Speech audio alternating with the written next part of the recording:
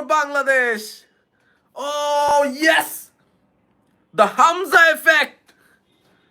Jamal Bhuia's corner. Perfection. Hamza's header. Perfection. Bangladesh take a lead. 6th minute. Crazy stuff. Amazing. Wow.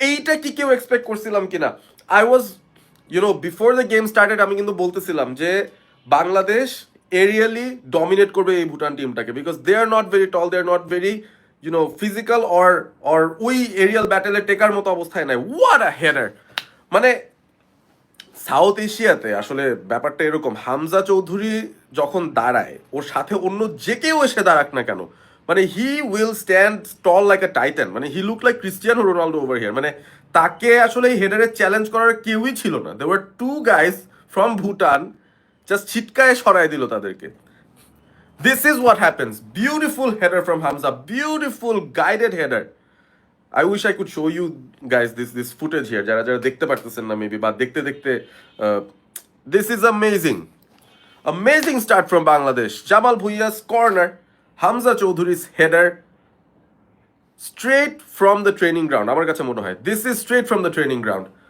Hamza doesn't forget to appreciate Jamal's contribution to this.